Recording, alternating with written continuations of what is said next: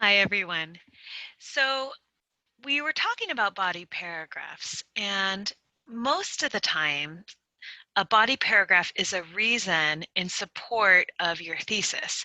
But there are occasionally body paragraphs that don't fit tightly into that category. Now, they still relate to your thesis and they still support your thesis, but maybe not in the way that you expect. So, we're going to talk about one of those kinds of paragraphs today, and that's a background paragraph. Now, sometimes you include background in the introduction. That could be a good hook and bridge before your thesis statement. So this could be part of your introduction.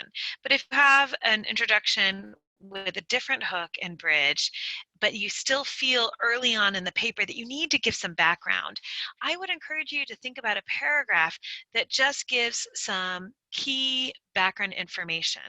And this is another way that you can make your essays both longer, right, but without being repetitive. So you're making them longer, but you're also making them stronger at the same time. So let's talk about background paragraphs. Um, this is where, particularly if you're having a position paper, but it could also be another kind of essay as well.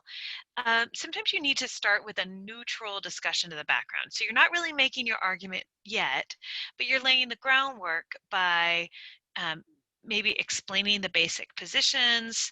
You're not really supporting any specific position, and you're including any key terms or facts or history that you think your reader needs to know to really understand the argument that you're going to make later in the paper.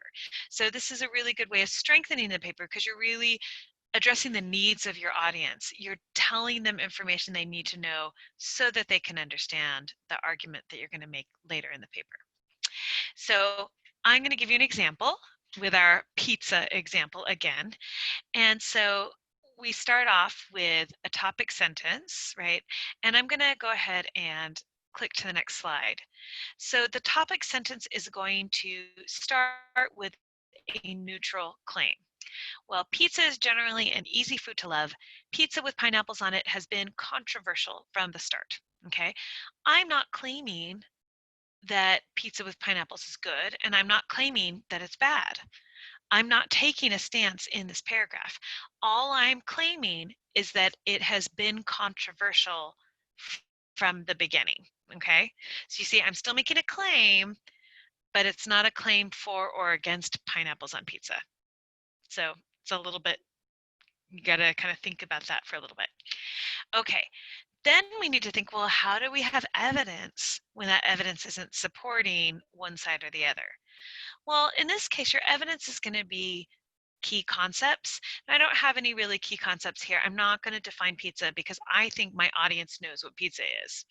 Now, there might be some weird situation where your audience might not know what pizza is, but since I've traveled in China and Greece and all sorts of places where they had pizza, so they know what it is. But you might be writing, if you're writing a paper on eminent domain, well, or eminent domain, you would need to define that because many of your readers might not know that term. If you were going to talk about pandemics, right, since we're in the middle of the coronavirus pandemic, well, we're throwing around the word pandemic a lot, and people may use it, but they might not know what that word means. So, depending on your topic, you might need to define key terms.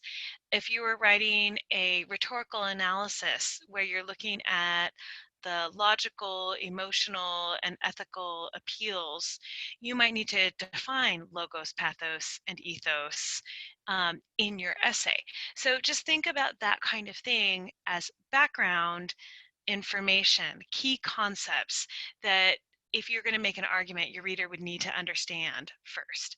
But you can also talk about historical facts. You can give some sort of broader context, the possible positions that people might hold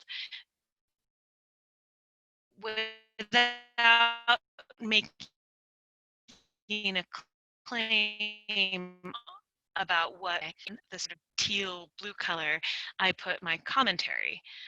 So I have a quote from the website Know Your Meme, and there's the article was titled Pineapple on Pizza Debate. So you notice the article title's in quotation marks and the website title is italicized. And then I talk about the first Hawaiian pizza being created in 1962. So it's older than I knew. Okay. And then afterwards, I comment on how since that time it has been the subject of many arguments face-to-face among groups ordering pizza and people online simply trolling each other. And then I'm going to use a split quote, right? And so that's where I start the quote. Quote, it is arguably the most divisive food-related debate, comma, end quote. And then I have my signal phrase, writes Chelsea Ritchell, writer for The Independent. The Independent is the name of the magazine or newspaper, not the name of the article title. So that's why it's italicized. And then I'm going to have another comma and I'm going to finish the quotation. The question of whether pineapple is an appropriate pizza topping is a controversial one, end quote. Now I have more commentary, right, because I'm doing my sandwiching.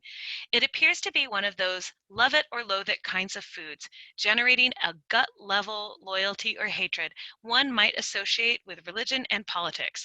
It clearly has its fans since it has remained popular over 50 years.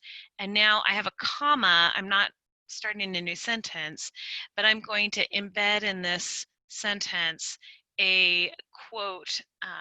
And so I'm going to use the tag style where I have the signal phrase at the end of the quotation. So quote, Panopoulos, that's the creator of the first pizza, Hawaiian pizza.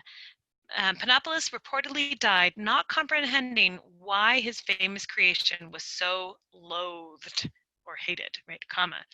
And then I have the end quote, and now I have the verb notes showing that I'm starting my signal phrase, Tim Carman of the Washington Post. So again, Tim Carman is the author of the article. The Washington Post is italicized because that's the name of the newspaper. Okay, so what is it? And then I end with kind of a transitional phrase. So what is it about pineapple that stokes such fiery feelings for or against its placement on pizza? You can tell I really love my alliteration. So it's not just P's, now I'm using the F's. Furthermore, can we resolve this debate?